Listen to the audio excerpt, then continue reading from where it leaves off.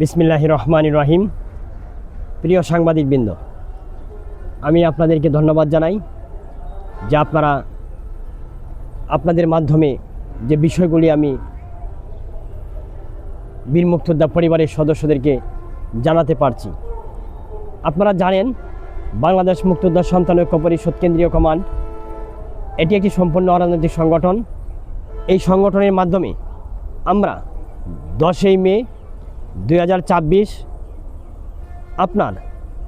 আমরা একটি স্মারকলিপি প্রদান করেছিলাম মাননীয় প্রধানমন্ত্রী বরাবর, যার মাধ্যমে উল্লেখ ছিল খেতাবপ্রাপ্ত সহ সকল ক্যাটাগরির বীর মুক্তিযোদ্ধাদের সম্মানী ভাতা বৃদ্ধির জন্য আমরা দাবি জানিয়েছিলাম।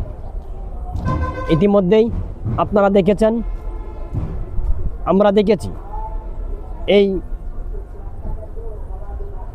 বাজেটে সাধারণ যে সকল বীর মুক্তিযোদ্ধারা রয়েছে তাদের কোনো সম্মানী ভাতা বাড়ানো হয় নাই। তবে আমি মনে করি এটি একটি বহির্গত সিদ্ধান্ত। আমি মনে করি বর্তমান সময়ে বীর মুক্তিযোদ্ধারা অসুস্থ হয়েছেন। বীর মুক্তিযোদ্ধারা প্রত্যেক মাসে ওষুধ কেনার জন্যই অন্তত টাকা লেগে যায়, অনেক টাকা। এই ভাতা একটি সম্মানের বিষয়। তবে আমি বলতে চাই, আমরা যে দাবিটি জানিয়েছিলাম সকল ক্যাটাগরির যে মুক্তিযোদ্ধারা রয়েছেন সকলের ভাতা বাড়ানোর জন্য দাবি জানিয়েছিলাম। তবে আমি মনে করি যে আমরা যে বাজেট দেওয়া হয়েছে সাধারণ মুক্তিযোদ্ধাদের, সেই বাজেটে কোনো সম্মানী ভাতা বা তাদের জন্য কোনো যে তাদের ন্যায্য অধিকার থেকে বঞ্চিত করা হচ্ছে। তা আমি মনে করি বর্তমান সরকার রয়েছেন, বর্তমান মুক্তিযোদ্ধা মন্ত্রণালয়ের মন্ত্রী রয়েছেন এবং পাশাপাশি সকল সংশ্লিষ্ট কর্তৃপক্ষের দৃষ্টি আকর্ষণ করছি, পরবর্তীতে সাধারণ যে মুক্তিযোদ্ধার যে জাতির শ্রেষ্ঠ সন্তানরা আছে তাদের জন্য সরকার যদি পরিবর্তন করার কোনো সুযোগ থাকে, আমি দাবি জানাচ্ছি যাতে করে এই মুক্তিযোদ্ধাদের, সাধারণ মুক্তিযোদ্ধাদের সম্মানী ভাতাও যেন বৃদ্ধি করা হয়। আমরা অনেক সময় দেখেছি বিভিন্ন মুক্তিযোদ্ধা মন্ত্রণালয়ের বিভিন্ন ফান্ড রয়েছে, যে কোনো সময় মুক্তিযোদ্ধা মন্ত্রণালয় ইচ্ছা করলে সকল কিছুই তারা বিবেচনাপূর্বক দেখে তারা সমাধানে আসতে পারে। তবে আমার প্রাণপ্রিয় সংগঠন বাংলাদেশ মুক্তিযোদ্ধা সন্তান ঐক্য পরিষদ কেন্দ্রীয় কমান্ডের পক্ষ থেকে আমি দাবি জানাচ্ছি যাতে করে অতি বিলম্বে সাধারণ যে সকল বীর মুক্তিযোদ্ধারা রয়েছে তাদের যেন সম্মানী ভাতা বৃদ্ধি করা হয়।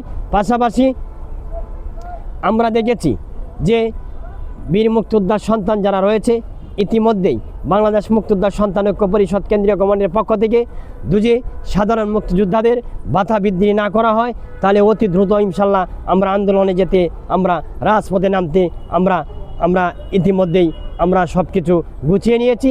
আমরা চাই যাতে করে সাধারণ মুক্তিযোদ্ধা যারা রয়েছে, যাতে যে সকল মুক্তিযোদ্ধারা রয়েছে তারা যেন ন্যায্য অধিকার থেকে যেন তারা বঞ্চিত না হয়।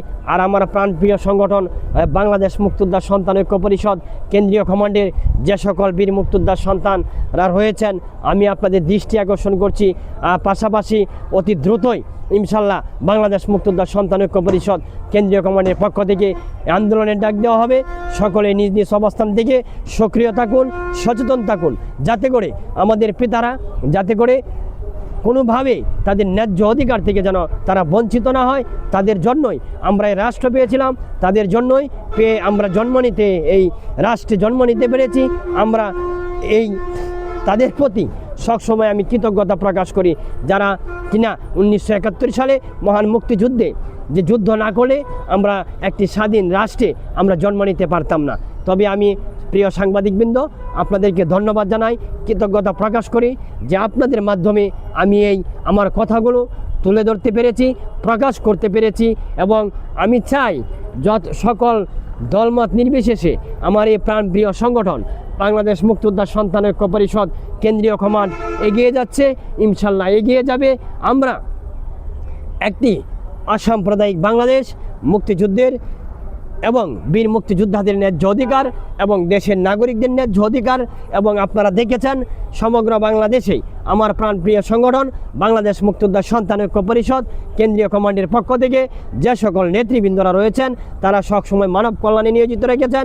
আমরা চাই এই বাংলাদেশে মুক্তিযুদ্ধের চেতনায় বিশ্বাসী, আমরা মুক্তিযুদ্ধের ইতিহাস, মুক্তিযুদ্ধের চেতনা বুকের লালন ও ধারণ করে এই বাংলাদেশ মুক্তিযোদ্ধা সন্তান ঐক্য পরিষদ কেন্দ্রীয় কমান্ড এগিয়ে যাচ্ছে, এগিয়ে যাবে। আমি মুক্তিযোদ্ধা সন্তানদেরকে চ্যালেঞ্জ করে বলে দিতে চাই, আপনারা আসুন, আমরা রাজপথে নামি, তাহলে আমাদের ন্যায্য অধিকার আদায় করা সম্ভব।